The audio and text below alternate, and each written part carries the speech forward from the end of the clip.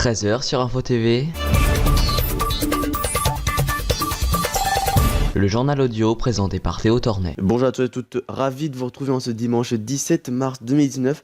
Bienvenue dans ce journal audio de 13h. Voici les titres. Le président de la République en week-end à la Mongie va rentrer plus tôt que prévu à Paris en raison des violences qui ont émaillé les manifestations des Gilets jaunes ce samedi.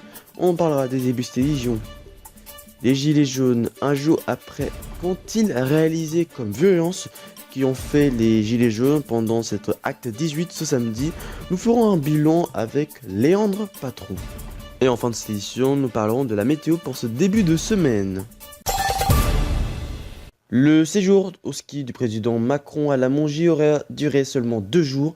Les violences survenues ce samedi en marge des manifestations des Gilets jaunes à Paris et Bordeaux notamment ont en effet eu raison de la pause au ski qu'Emmanuel Macron s'est octroyé ce week-end.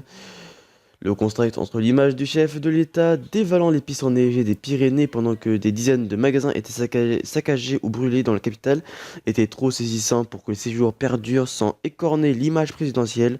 Plus d'une centaine de personnes ont été interpellées, placées en garde à vue ce samedi à Paris après des violences contre les forces de l'ordre et les biens en marge de la manifestation des Gilets jaunes. Une centaine de blessés sont également à déplorer, dont 20 parmi les forces de l'ordre. Emmanuel Macron est rentré à Paris après quelques jours plutôt au ski. Les Gilets jaunes, un jour après, qu'ont-ils réalisé en ce samedi? Nous ferons le bilan tout de suite avec Léandre Patron. Bonjour Léandre.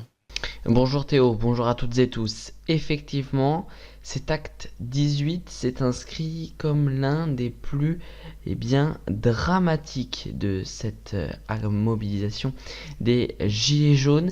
Tout a commencé aux alentours de 10h ce samedi 16 mars, quand de nombreux casseurs, environ 2000, se sont retrouvés place de l'Étoile. Ils ont commencé à enlever des pavés pour les jeter sur les forces de l'ordre qui étaient en infériorité numérique. Ils étaient 5000, c'est pourtant un nombre très colossal, mais ça n'a pas suffi. Il y a eu de très gros débordements. Le restaurant Fouquet, par exemple, Fouquet qui a été violemment attaqué. Les vitrines ont volé en éclats alors qu'elles avaient été protégées. De nombreux magasins, tous les magasins de l'avenue des Champs-Élysées ont été attaqués. Ils étaient protégés ou non, c'était la même chose. Il y a eu également des kiosques, des voitures qui ont brûlé. Et ensuite, en fin d'après-midi, le restaurant Le Fouquet a brûlé. La devanture rouge et or a brûlé. Il y a donc plus rien dans ce magasin. Hier soir, des agents de sécurité étaient devant avec des CRS et des planches en bois ont de nouveau été installées pour que des éventuels pilleurs ne reviennent pas sur place.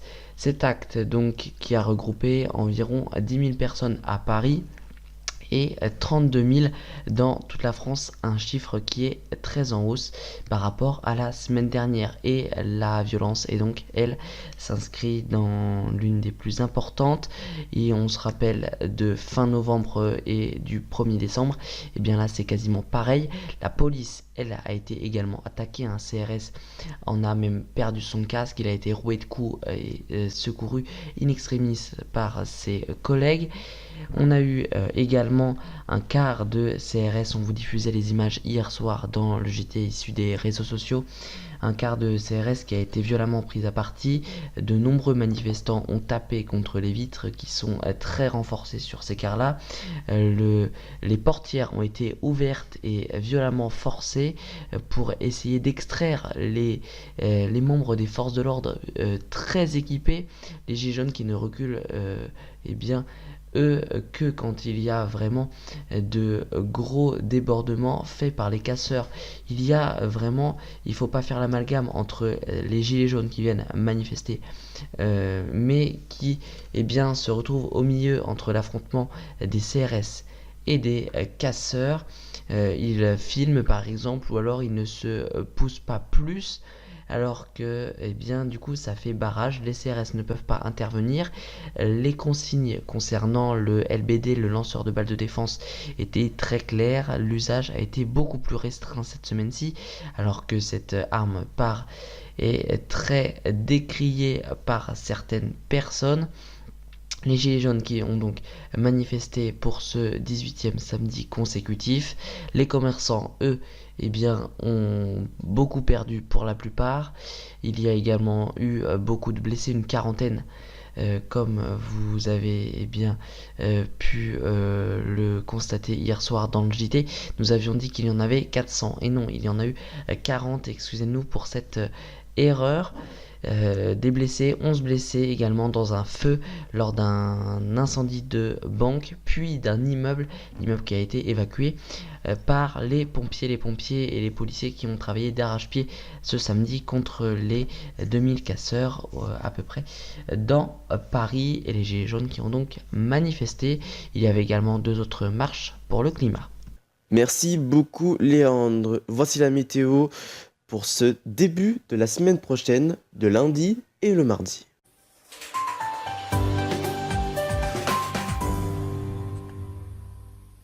Et lundi matin, ce sera le soleil qui va dominer sur l'ensemble de la France. Des nuages aussi seront présents, soit peu ou soit même beaucoup. Attention, si vous êtes surtout sur le centre ou vers l'est, vous pouvez retrouver beaucoup de pluie.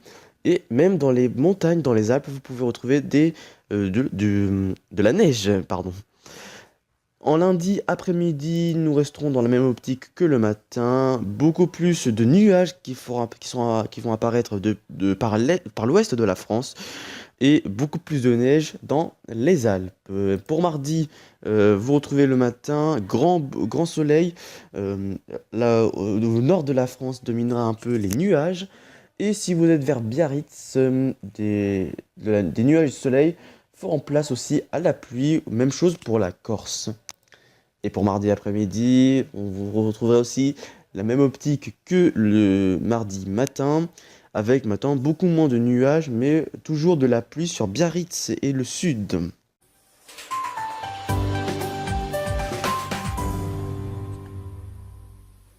C'est la fin de cette édition du journal audio sur Info TV consacré aux gilets jaunes par rapport aux violences de ce samedi. Merci à vous de nous avoir suivis.